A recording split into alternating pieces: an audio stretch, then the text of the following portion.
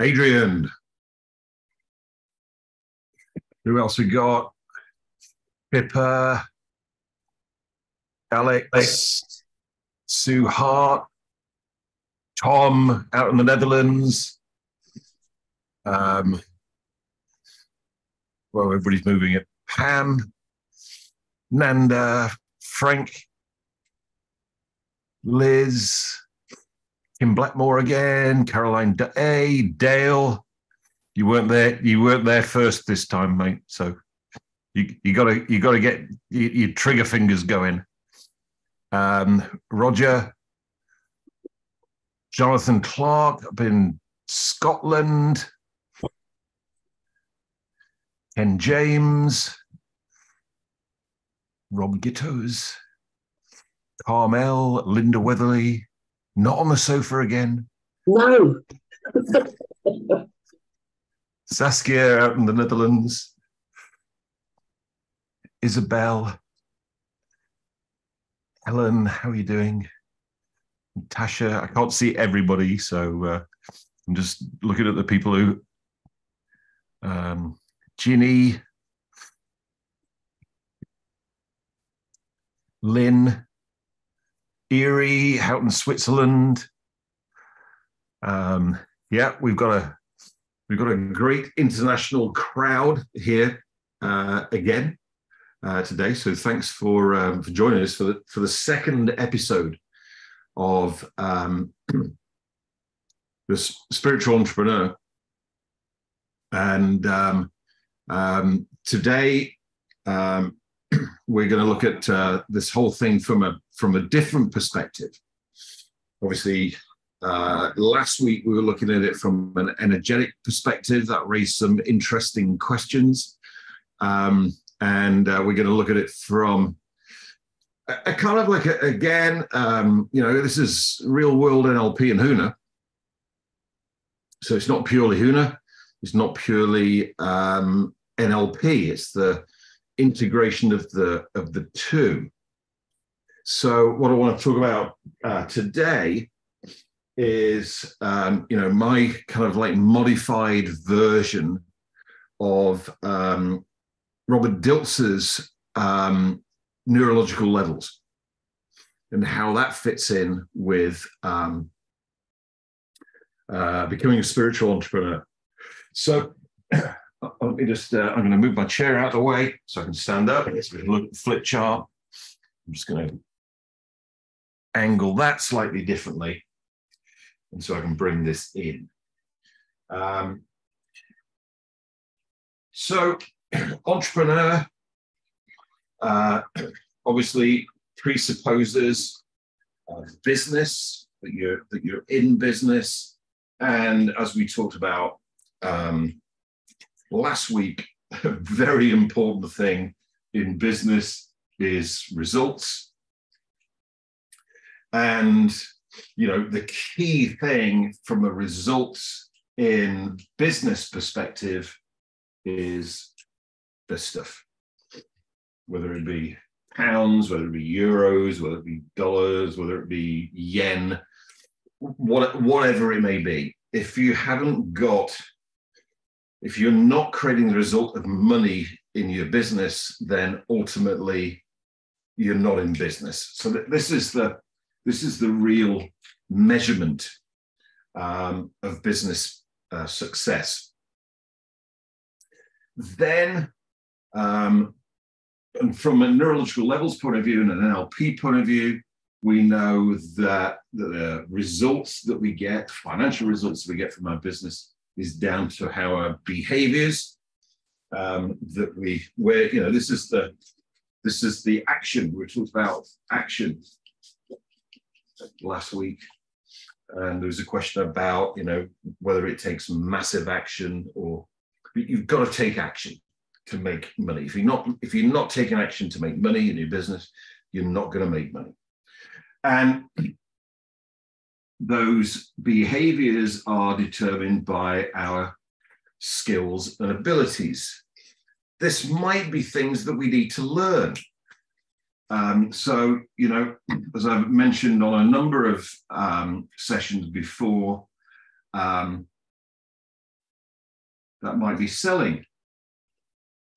I'm not a natural born salesperson. I wasn't, born, came out into the delivery room and said to somebody, do you want to buy a watch?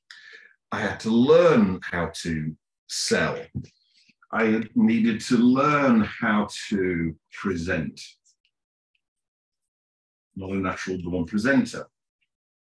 Not a natural born business person or entrepreneur. And, that was really the big thing for me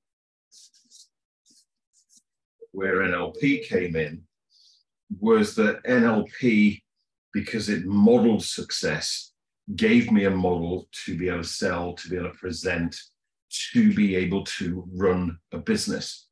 I was filming all day yesterday, and one of the things that really came out of that was that the turning point for me from a business perspective was becoming a trainer of NLP in 1994, and I've just put a video together of my journey to becoming a trainer of NLP,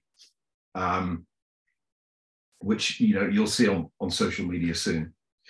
Then we've got our beliefs, which, from my electronics background, I think of beliefs as being like a on-off switch. And, our beliefs either empower us and switch on our skills and abilities, or they disempower us and switch off our skills and abilities. So, we can have all of these things, selling skills, presenting skills, business skills. But if our beliefs don't activate those, don't switch those on, then we're not going to see it in our behaviors, and therefore our results. Now, what I've got here, this is really the topic of this week's masterclass, is the next thing that we've got is the level of values. Values determine how we spend our time. So our business values determine how we spend our time in the area of our life which we might label as business. So it's really our business values, or our values in general, that produce the energy and the motivation. And in later sessions, we're gonna look more into values. We've got our business values, and then we have our life values. What's important to us in life? What's important to us about living? And so many times when I've been working with my private clients and they've not been creating the kind of results that they want in their business, I've discovered, or they've discovered by me asking them questions, that in actual fact, business or money wasn't important to them. So, we are going to look more into detail of business values, and we're going to want to make sure that in our business values, one of our business values is money. It doesn't mean to be number one. In fact, I would say that if your number one business value was money, then you're going to have a different kind of problem. And though money, you'd want to make sure that money was in your top 4 or 5 business values. And then in your life values, what's important to you about living, business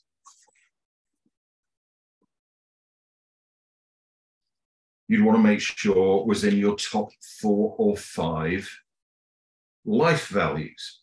As I say, we'll look into this in more detail in the coming weeks, because this is the topic of this week, is this thing called your life purpose. Because your life purpose is bigger and more important than your life values, is more important than your business values, is more important than your beliefs, is more important than your skills and abilities. So your life purpose is what you came here for. So let's just have a look at what we were talking about last week. Your life purpose comes from your higher self. It was literally a decision that your higher self made before you were conceived, which is what this lifetime is about. And there's a presupposition here. Now we're starting to bridge over to things like Huna and, spiritual ideas. One of the ideas is that everybody comes into a particular lifetime with a purpose, something that you're here to achieve, something that you're here to do. And as a higher self, you make that decision, and then you go, okay, I'm going to be conceived. I'm going to enter into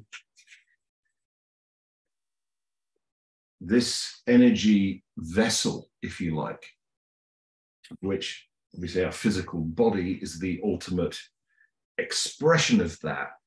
But you come in, life purpose here on the seventh plane, and you come in all the way to here with a particular life purpose, which wasn't decided for you.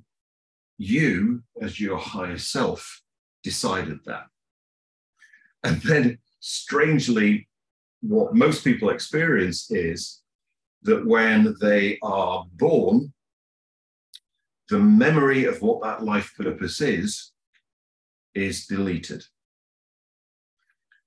So, the majority of people, obviously there's generalizations, the majority of people never really get to realize what their life purpose is, and therefore how to express it in their life.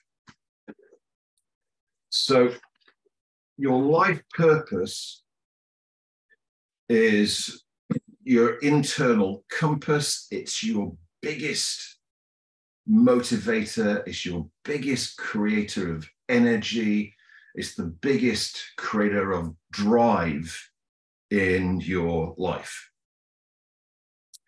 And as I say, the majority of people never actually realize what this is, or which means they're not living on purpose, or potentially they have conflicts between their beliefs and their life purpose.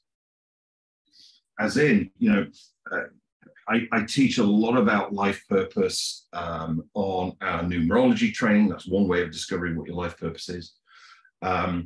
Sally teaches how to discover your life purpose from an NLP coaching perspective on our practitioner training.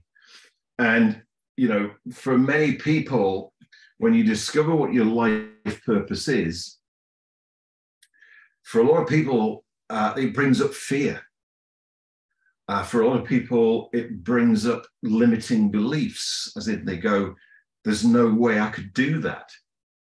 Because your life purpose is so big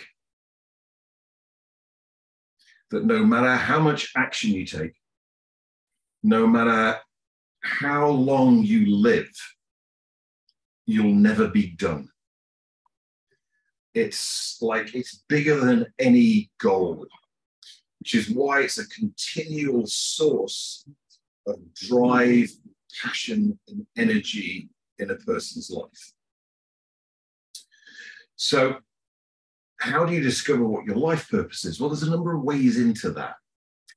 I mentioned numerology. So in our numerology masterclass, one of the things I teach is how do you discover from your name and your date of birth what your life purpose is. We could also discover it from astrology, which would then be from your date of birth and the time of your birth. Or if we came at it from an NLP coaching perspective, there's a process that, as I say, Sally teaches this in our NLP coaching certification. And also we teach it in our Achievement Coaching Bootcamp training, which we've got coming up soon, which is a process that enables somebody to discover their life purpose from a different angle.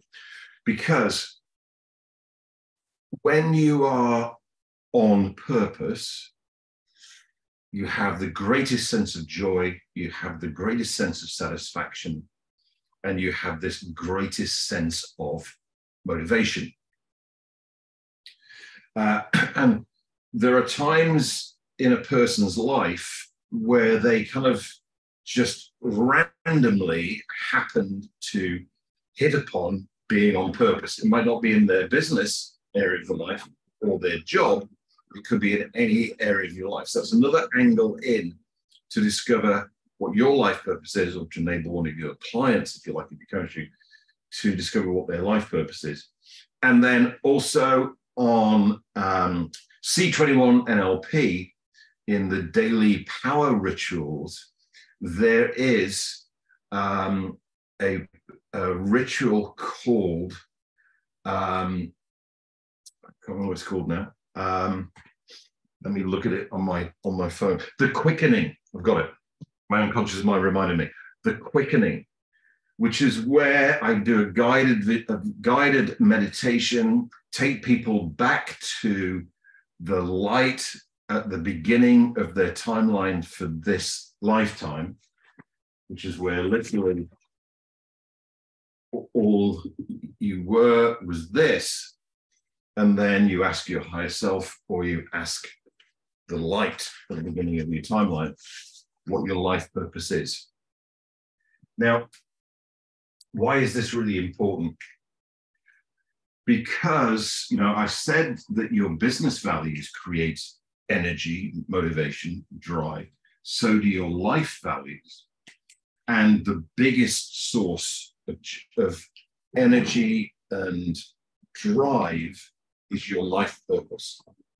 So what we're going to be looking at over the entire Spiritual Entrepreneur program is, how do we tap into this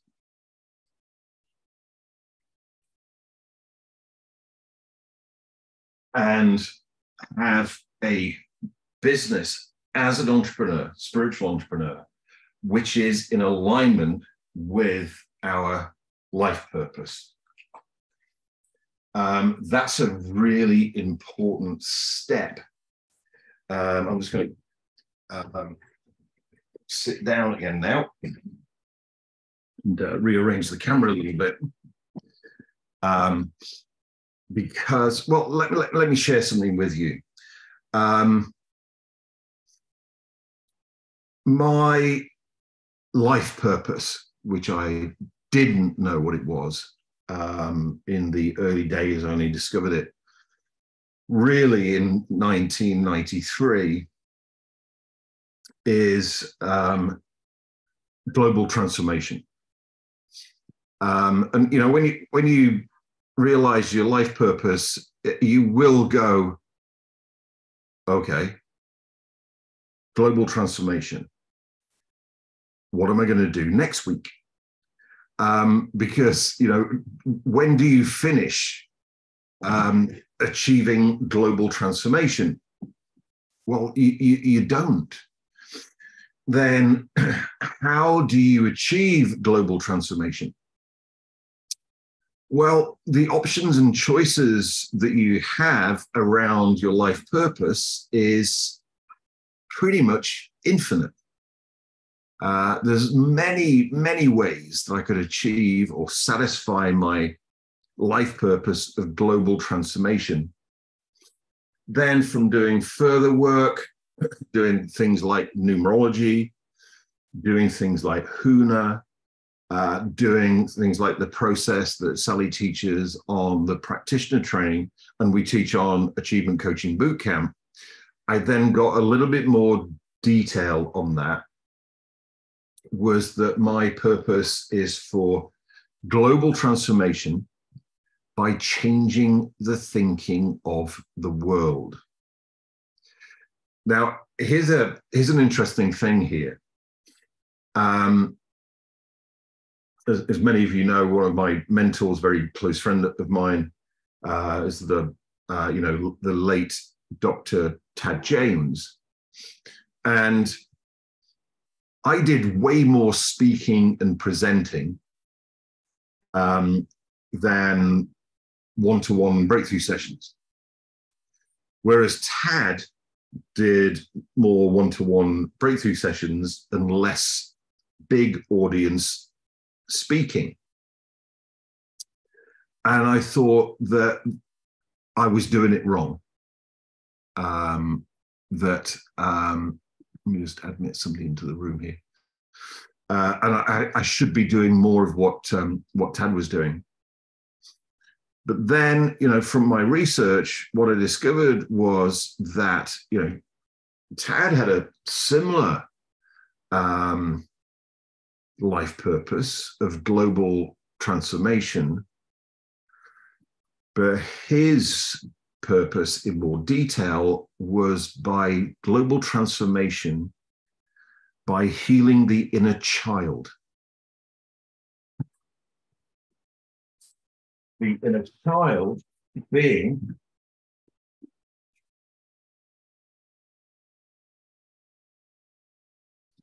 the unconscious mind. My purpose was for global transformation by changing the thinking of the world. So similar purposes, global transformation. One, healing the inner child. The other, changing the thinking of the world. What's the most effective way of achieving your life purpose of healing the inner child, the unconscious mind? One-to-one therapy. What is the most effective way of achieving the life purpose of changing the thinking of the world? Then big audience, one-on-many rather than one-on-one. And, I do one-on-one, but most of my time is spent doing one-on-many.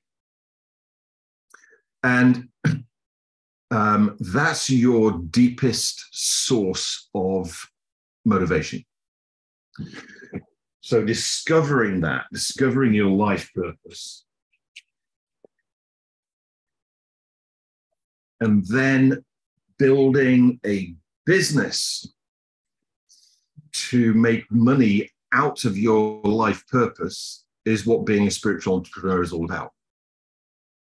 How do you monetize your life purpose? Whatever your life purpose might be, how do you monetize that? So, my experience was I didn't really discover what my life purpose was until I discovered NLP and HUNA in the early 90s. So I was very successfully employed in the world of IT and computers and all of those kind of things. And I was very, very successful at that, and made at the time, for being in my early 20s, a significant amount of money. But I wasn't happy. I wasn't fulfilled. I wasn't satisfied. I looked forward to having the weekend off, if you like. I looked forward to having a holiday to get away from my job. When you discover your life purpose, and then create a business that enables you to fulfill and satisfy your life purpose and to monetize your life purpose, then you'll never work another day in your life. And I'm not saying it will always be easy, because there are these other things here as well that we need to deal with. And though knowing what your life purpose is and doing something to earn a living in a way that satisfies your life purpose is when there are tough times, and that there are tough times. We're going through tough times at the moment, here in the UK. And I don't think it's just about the UK. I think it's the rest of the world. Your life purpose will get you through the tough times. It will keep you going so that you're always there. You wake up and you go, okay, let's rock on. We've got a purpose in life to satisfy.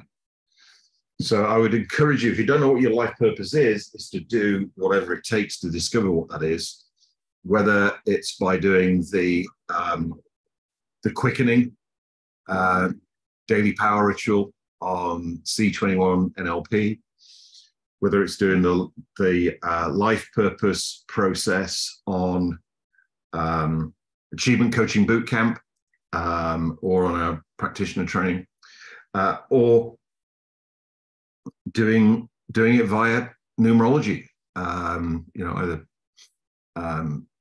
research some stuff around discovering what your life purpose is from a numerological point of view, or come and do our online numerology training. I know some of you have already done that, but that's the real core to being a spiritual entrepreneur. First step. So that's my content for this week. If you've got any questions, then please put them in the chat, and Sally will manage the questions. I know you've all had your microphones muted, which is great. Thank you.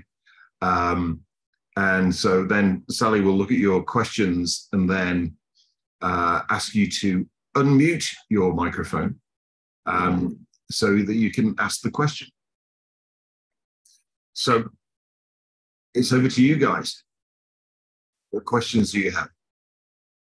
Carmel, you have a question. Can you answer that, please?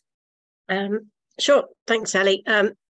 David, you said that no one ever achieves their life purposes because it's so big. I'm thinking about the soul's journey. Is that only in this lifetime?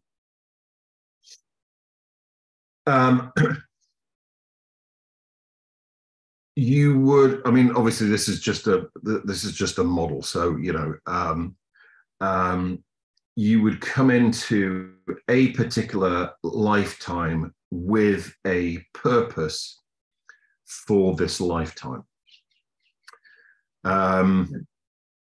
which, because it's so big, no matter how long you live, no matter how much action you take, you're never going to achieve it. I think, this is obviously my personal beliefs, that a lot of people don't even know that they have a life purpose. They spend their life doing what they think they should do or ought to do, which means that they could leave a particular lifetime without having done anything to achieve that purpose, which might then mean that they have to come back again and have another go. And then you finally get it,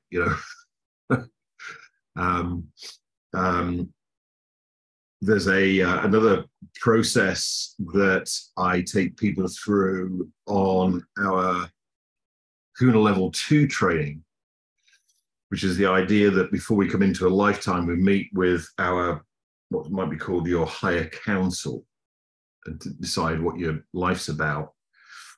And then you meet with your higher council at the end of your life. I always thought, you might live for 80, 90, whatever years, and then you meet with your higher council and they went, okay, no, you fucked up, you missed the point, you're going back again. At which point you might go, oh no, not again. So there is the higher council process, which I might actually record and put it into as one of the daily power rituals, which enables you to meet with your higher council at any particular point in time, so you can see how you're doing, whether you're on track or not. That'd be an idea for a new audio product. Yeah. So was that Ali? Was that who asked that question? That was me. I don't know where you are. Carmel. Carmel. Sorry. Now I could hear your voice, but I didn't know where the voice was coming from. Yes. So Carmel, does that answer your question? It does. But what happens to the people who do find out what their life purpose is and they do live according to the values, beliefs, skills, behaviors? Do they become a kind of a almost demigod kind of person here? Demigod. Well, certainly they would achieve big results by, this relates to the question we had last week. You would create big results by taking what appeared to be little action. Oh, okay. So this is the other thing, which is why this is so important, is that when you're on purpose, you take little action. It's easy, it's fulfilling, it's rewarding, and you appear to create magical results. Again, from a numerological point of view, somebody who'd done that doesn't necessarily, well, what it would mean from a numerological point of view is that you wouldn't need to be incarnated into the physical plane again. Need to be. We looked at this. Because you've done that. That doesn't mean to say that you won't incarnate again, because you might incarnate because it's really important that you come back and do something on a global scale, which would be indicated from a numerological point of view by somebody having a master number, which for those of you who don't know about numerology, a master number is double digit where the digits are the same. So 11, 22, 33, 44, 55, 66, 77, etc., which is an indication that somebody's an old soul. They've been around the block a number of times. They didn't need to come back to planet Earth, to the physical plane, but either they were asked or they chose to do that, to do something on a planetary scale. So giving you the example of that, this is what enabled me to discover the difference between Tad and I's life purpose is that Tad had a master number of 44, which is to heal the inner child. I've got a master number of 55, which is to change the thinking of the world. So, yeah. So that would be, from a numerological point of view, that would be an indication that both Tad and I have been here a good number of times before. That's great. Thank you. That helped a lot. I'm sure that Tad's on his way back if he's not already.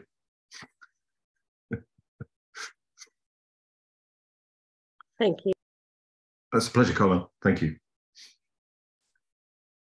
Okay, I'm going to jump to Young because this question kind of links on. Okay. So Young, could you answer your question? And there we go. David. Hey. Hello, how are you doing? Yeah, not bad, not bad. Is there a way to tell the difference between your life's purpose and something you just really like doing that satisfies most, if not all, of your values?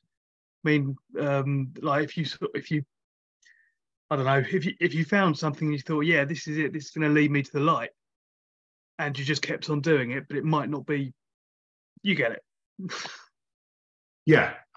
So the process, as I say, is in Achievement Coaching Bootcamp, and is also the process that Sally teaches on the practitioner training as part of the NLP coaching certification, works on exactly that premise. Is, you know, you review your life to date, and your life, not necessarily just your work life or your business life. And you go, okay, so what is it that's created the greatest sense of fulfillment, the greatest sense of satisfaction, the greatest sense of joy in your life? And those, for many people, those are just little snapshots, if you like.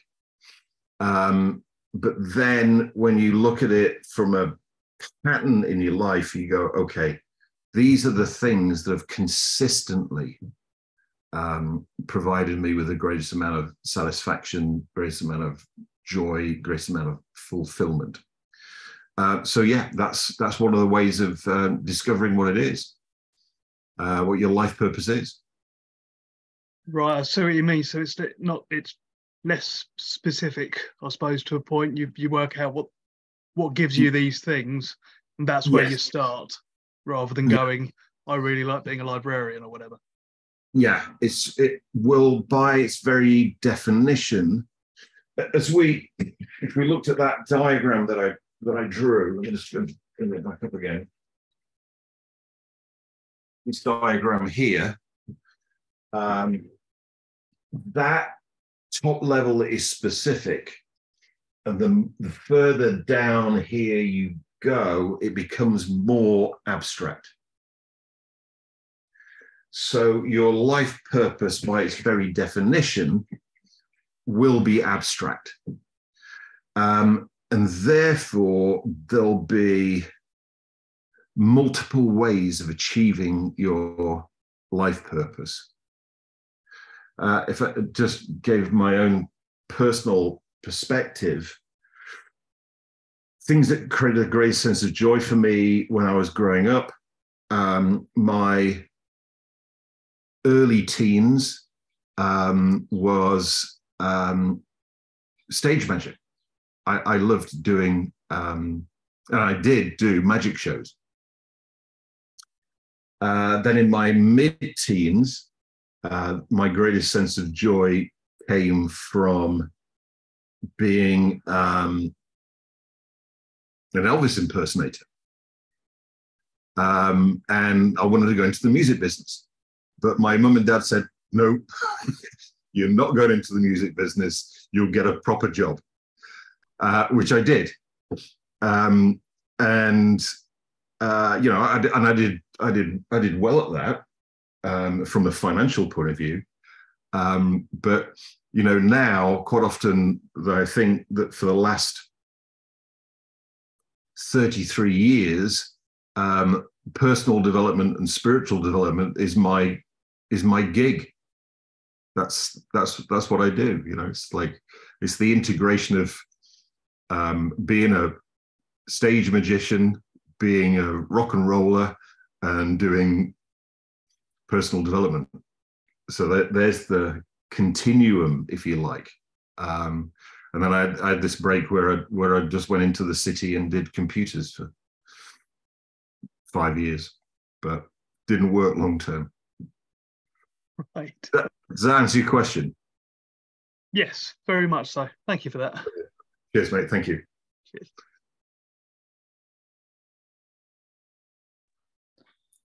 Sally, what we got? Isabel. Isabel, wave at me, Isabel, so I can see. Well, there, I can see you on the screen. Yay. Right. Can you hear me? Yes, I can. Yes. Oh, brilliant. I'm not good at this technology stuff. David, I was wondering if we all have a purpose and the majority of us actually never discover what that is. What is the impact of all of that on the universe? Because is it connected? Yeah, it is. It is connected. And I like the this is a quote, if I remember rightly, from an occultist who lived in London in the 1900s, Dion Fortune. And she said, there are some people where their purpose is what she called the path of the hearth fire. As in being a mum or a dad. And, looking after the family and the children and all of those kind of things. And, we might go like, oh, there's a gender related thing to that, but there isn't actually, because I know a good number of what we might call stay-at-home mums, and I know a lot of stay-at-home dads, and their greatest sense of joy and their greatest sense of fulfillment is building the home, the path of the hearth fire. So, or that's what Dion Fortune would have called it. So I think the important thing, Isabel, is to realize that, you create your own universe. Everybody's universe is different. And discovering what your purpose is enables you to create your universe the way that you decided you wanted to create it, and be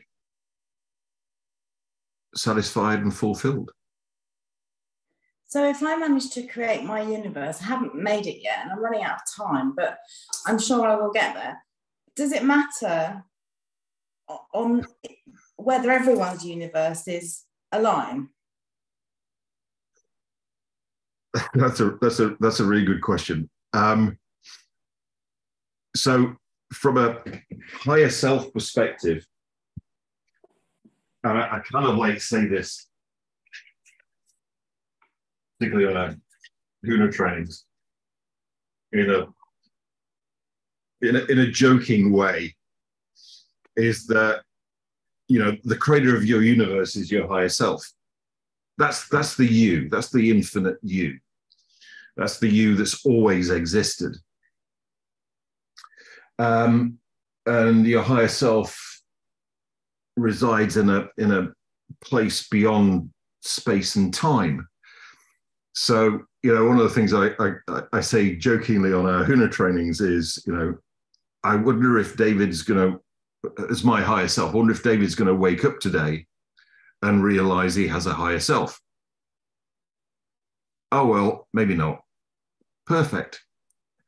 I wonder if David's going to wake up this year and realizes he has a higher self, or a purpose, if you like. Oh, well, maybe not. Perfect. I wonder if David's going to wake up this lifetime and realize he has a higher self and a purpose. Maybe not. Perfect. Because there's always another lifetime. And from the level of your higher self, everything is perfect. So, it doesn't really matter in the grand scheme of things from a higher self perspective whether somebody achieves or satisfies their purpose in a particular lifetime, because there's an infiniteness of time. With regard to your other question about alignment between different people's purpose is that, and this is, again, very much a Huna perspective, particularly from the technique of Ho'oponopono, which is something that we teach in our Huna intro, and also we teach at level 1 of Huna, is that if you had a perspective of anybody in your universe not being aligned with you, then that's an indication of not being aligned inside of yourself. It's a case of, like, when you point one finger out at somebody else, there's always 3 pointing back at you. Yeah. So if you perceive somebody not to be in alignment with you, or somebody's world not to be in alignment with yours, then that's you. And conflict and misalignment doesn't exist at the level of higher self. I was working with somebody a few weeks ago, and he said to me an interesting thing. Well, he asked me a question. Do you think there are people who are actively doing spiritual warfare? But since the level of spirit, everybody is one and everything's perfect, then there would be no such thing as warfare, because we're all one and everybody's perfect. So I just said to him, no, it doesn't exist. Obviously, are there conflicts and wars at other levels? Yeah, there are, because we've got examples of that in our universe, in our world today, particularly with the conflict between Russia and the Ukraine. But it's not a spiritual war. It's a mental, emotional, and physical war. Which, as a higher self, you would go, okay, that's not the way that I want it to be, and it's perfect. Now, let's see what we can do to change it. And, I've got things I'm working on to do that myself. I've also got friends in the NLP world that are working with both Ukrainians and Russians to assist them in working with the mental and emotional trauma of what's happening on the physical plane. Yeah. Does that answer your question, Isabel? Yes. Thank you very much. It's a pleasure.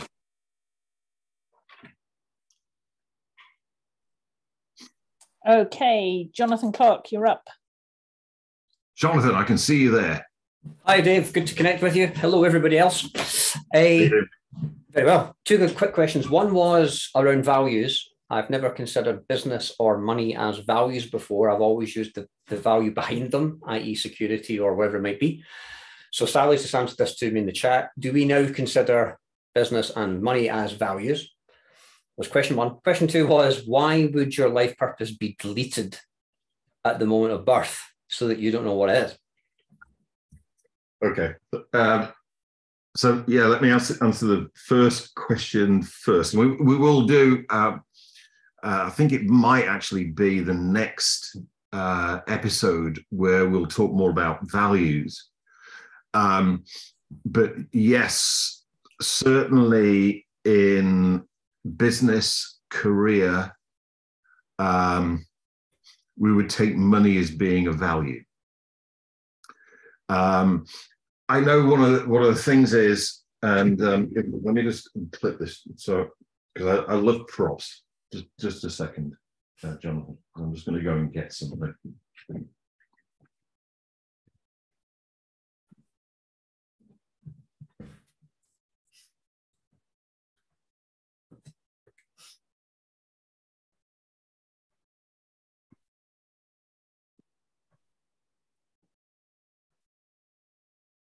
Okay, I'm back. So, you know, and we will talk about this more. I think it's in the next session, that values, by their definition, are abstract nominalizations. So a lot of people believe that money isn't an abstract nominalization because we have this physical representation of money. But in actual fact, and it was some guy from Scotland, I think, that it used to say on an English banknote, "I promise to pay the bearer the equivalent of £10 in gold." Then it was a particular Scottish Chancellor of the Exchequer that sold all the gold cheap to the Chinese. So now, actually, on a £10 note, it actually says that if you show up at the Bank of England with one of these, they'll give you another one of these, right? So money actually is an abstract nominalization because it's really the transfer of energy which we represent as value. So yeah, we would take money as being a business value. And also, if we were looking at life values, we would, so, you know, if you think about the wheel of life that you did on track with me all those years ago, you know, we've got health and fitness, we've got relationship, we've got business, career, work, whatever label we'd put on it, spirituality, family, health and fitness. Then if you were to elicit somebody's life values, then, you know, in their life values, business could well be there. But then, is business an abstract nominalization? Well, yeah, it is. Then in answer to your second question, why is your life purpose deleted? It's not only your life purpose, it could be your destiny, your natural talents. These are all things that come out from a numerological point of view. And so, you know, why does that happen? Why is that kind of like we decide it and then we're born and it's erased from our consciousness? I can't think of any better reason than to make it interesting. And though it's erased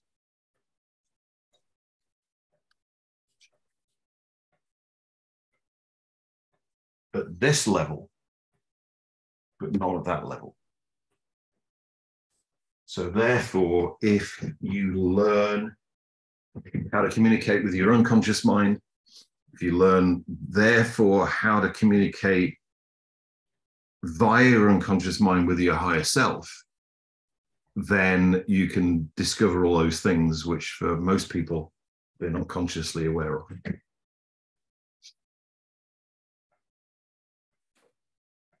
Does that answer your question, Jonathan? The rabbit hole just gets deeper. I love it. Welcome to the Absolutely. Another day at the office. Thank you. Cheers, mate. Thank you. Okay, Roger, you're up. Roger. How's that? Right. Got you on the screen. Yep. Can you hear me okay? Yep. Great. Yeah. Now, Sally's reframed my question.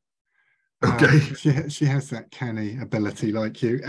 My original question concerned extremes. So if you take people who indulge in extreme levels of evil. So Hitler, Putin, take those as the examples. Does that imply that either that they are living out their life purpose and their life purpose is inherently evil, or does it mean that they simply have never discovered their true life purpose, which isn't inherently evil? And then where Sally very slickly redirected that is she pointed out there's no real evil involved in this business. It's the linkage with intention as the means to fulfill life purpose. So that led me to ask that question, what's the linkage between life purpose and intention? Okay, Roger, as usual. Sorry. Great questions. Well, it's Sally's fault. She gave me the answer, you see. So. Cause and effect. It's not Sally's fault.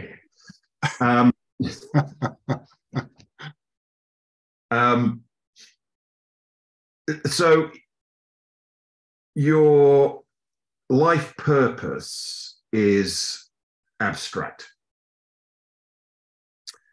It's almost the most abstract thing about you. It's just beyond words. So,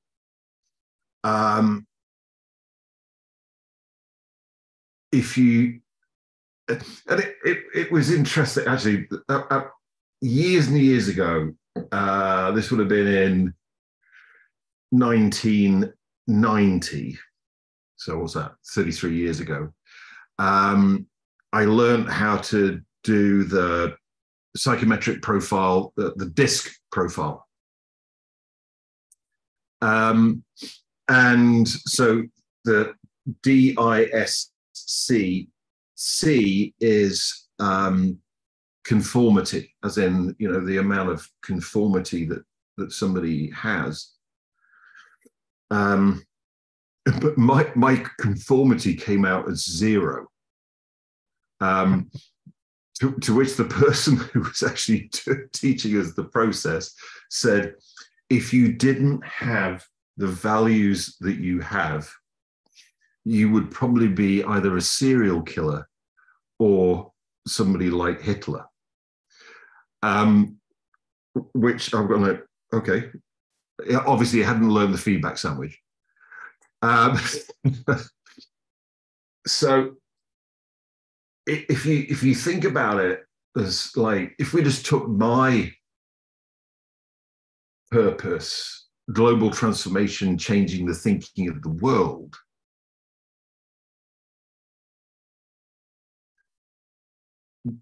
did Hitler do that? Is Putin doing that? And we'd probably have to go, yeah, because they are achieving global transformation. I think that then, how do we resolve that inside of ourselves, which is something that I talk about a lot on our HUNA trainings, is the whole idea, and it's a paradox. We talked about this on a number of the other master classes. It's a paradox, is that most people look at the world and go, that's wrong. We need to change that. Need to change that. Need being a modal operator of necessity, which is therefore an away from. Whereas you could look out the world and go, okay, the world is in perfect order, and I want to change that. And we did talk about this previously on a previous masterclass. I can't remember which one it was, which is you become what you fight. And I think in the example, when we talked about it previously from a question, is we got the Black Lives Matter situation obviously fighting racism. And, you know, what Black Lives Matter did was they said, don't do business with any business that's owned by a white person. Well, I went, isn't that racist? And then we got the Me Too movement, which was fighting sexism. And then they had a conference where there were no male speakers and no men were allowed, which I went, well, isn't that sexist? And then here in the UK at the moment, just, you know, topical, is that the Yorkshire Building Society has decided to close down people's bank accounts that they think are discriminatory. Well, isn't that discriminatory? So that's the thing around that, is about looking out at the world and going, okay, everything's exactly as it's meant to be, and I want to put action in to change that bit. I don't know if that answers your question. No, thanks. So it most certainly doesn't. Intention. What's your definition of intention, which of course has very, very strong implications in Buddhism, particularly, doesn't it? If I've understood that philosophy correctly. So intention for me would be around what you actually wanted to create.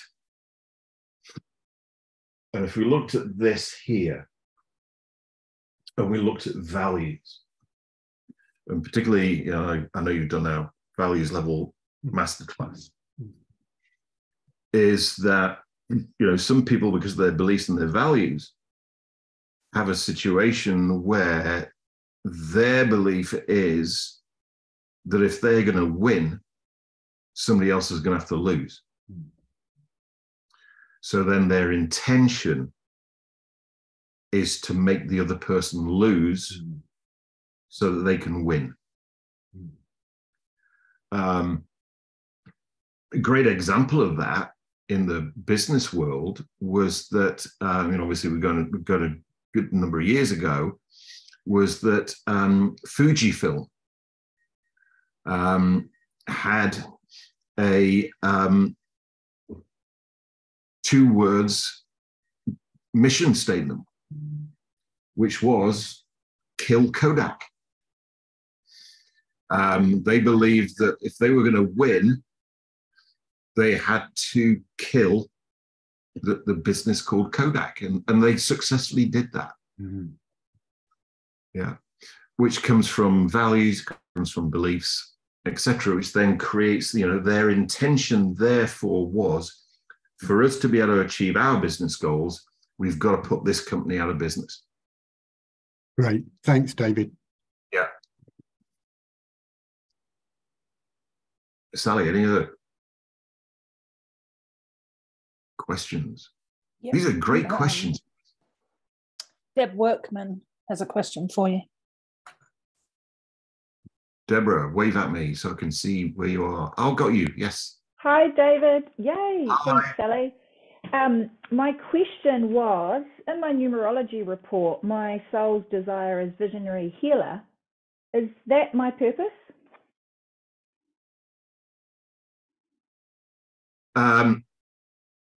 Yes.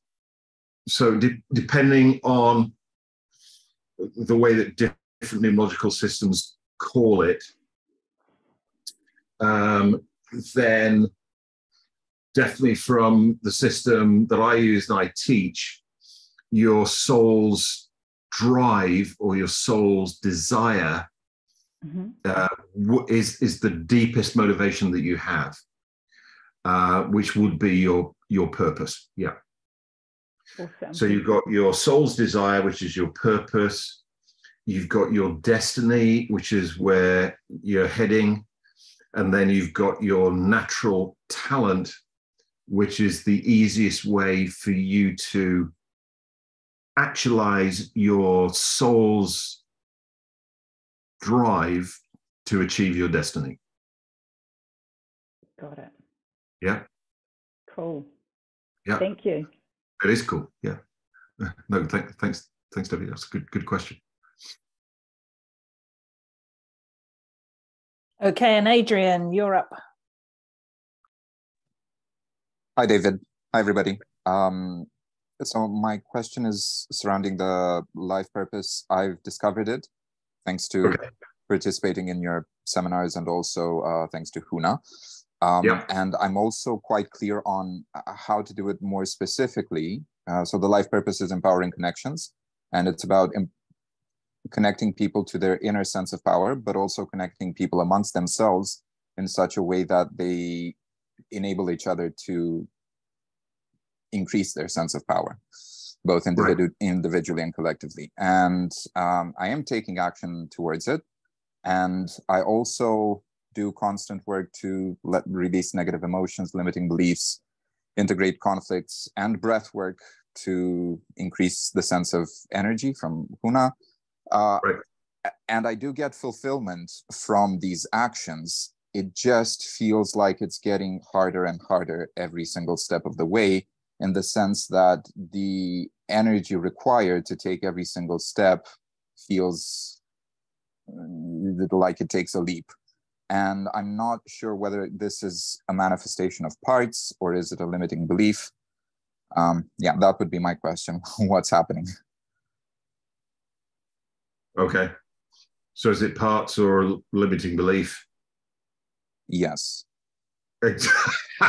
Oh, exactly. Okay, yeah. Okay, good. That was going to be my answer. Okay, cool. Yeah. So, you know, these are at this level here. Okay. And you know, to talk about a quote that I mentioned last week from Stuart Wilde, and he actually did write a book with this title, was "Life was never meant to be a struggle." So if we're finding a struggle, then we're creating that. Right. I get that. So discover the root cause of the struggle, right. Resolve it with what you know, and obviously you know lots of ways of resolving that, then the struggle will disappear. Okay, cool. Yeah. Thank you.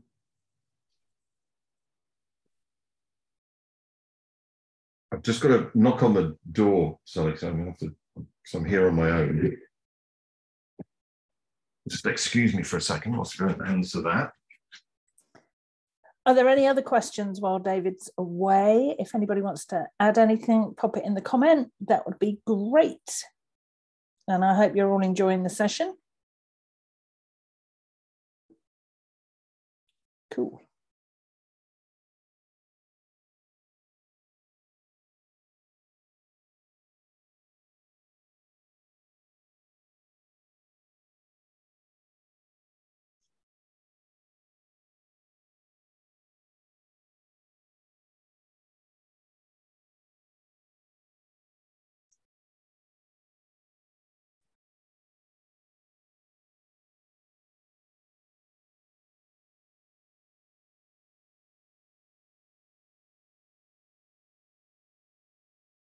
There we go. The world's 4th emergency service, Amazon. Where would we be without them? So were there any other questions, Sally? Or yeah, Rennie Matthews has one. Rennie, clear on what it is. Wave at me so I can see you. Hang on. I need to just figure out what's going on here. Wait, sure. Oh wait, this, okay, got it. Right, so my thoughts are this. If there's no such thing as space and time, meaning time is not linear, time is an earthly construct. Therefore, beginning and end. Therefore, you have all the time in the world to find your path, and your path is not a particular fixed outcome. What I mean by that is, like you were saying, when you were a teen, you wanted to be Elvis. When you were this age, you wanted to be this. I don't think that your path is, your life path is necessarily to be a particular thing, but rather to experience everything that there is to experience on this planet, whether it is giving, receiving, empathy, sharing, in whatever profession that may be. I don't think it has to be a fixed thing. Does that make sense? Yeah. Like I'm saying, you don't necessarily have to be a doctor or a lawyer or a whatever the case may be. I would agree with that. That's what I'm saying. So what are your thoughts? So your life purpose is very abstract. So, could I have satisfied my life purpose by becoming a stage magician? Yeah. Could I have achieved my life purpose by becoming a, Elvis impersonator, rock and roll singer?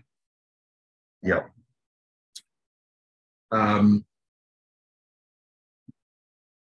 Could I achieve my life purpose by doing what I'm doing right now? Yeah. I would say that when I was working in computing and IT, although I was very materially successful at it, was I kind of like actualizing my life purpose? No. I don't believe I was, which is why, even though I was successful, it was kind of like hollow success. I might call it that. So financially, was I successful? Yes. Was I happy? Was I fulfilled? No. And I left the city in 1990, 33 years ago, and somebody asked me a question. That they said,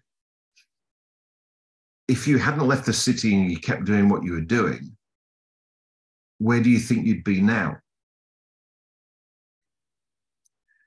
And I only got one answer to that question,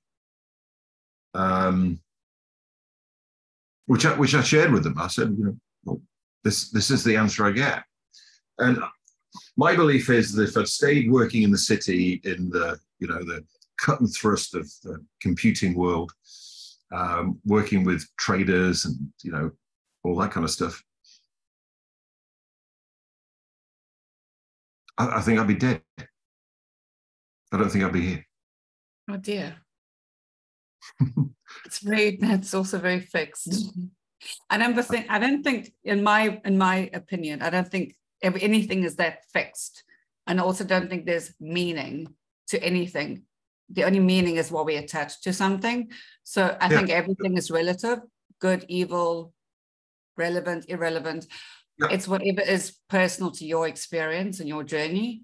Yeah. So that's why I don't think that there's a particular fixed life purpose. I think at this point, this is my life's purpose because this is what I've chosen to learn or experience. I think the whole point of coming here is to experience everything as much as possible in whatever way you choose to do that.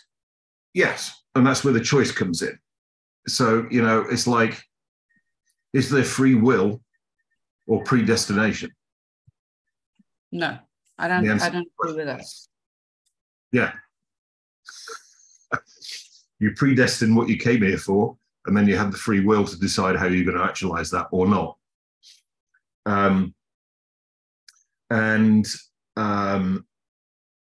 You know, and again, what we're talking about here, what I'm sharing with you here, isn't true. It's a model. Then you go, does the model work for me or not? That's up to you. If the model works, if it doesn't work, bin it and get a different one. It's all relative at the end of the day. Exactly. Yes. Yeah. Totally. Okay. While I have your attention, 11, master number 11. Yes. What does that mean? Limelight. Oh, I don't like the limelight. There you go. That's a limiting belief. Oh, all right then. So limelight is in some way, shape, or form being on the world stage. Oh dear. With an intention, because it's a master number, of in some way, shape, or form transforming the planet on a spiritual level. So that could be as a speaker, it could be as a trainer, it could be as a actress, it could be as a magician, it could a musician, a magician as well,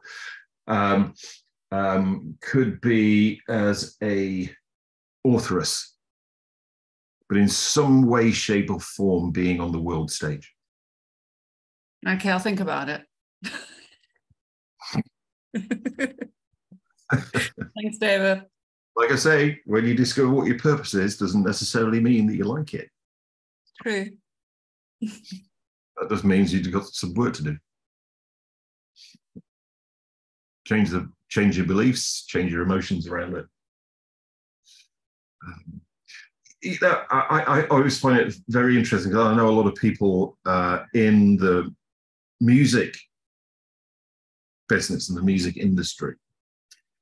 And you know, somebody that I really admire, somebody that I really liked, still do like, is Bryan Ferry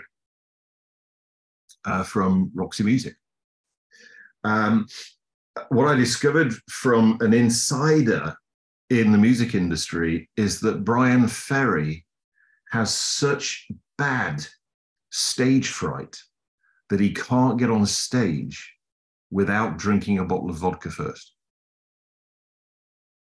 And I often wondered, maybe that's how he developed his style, you know.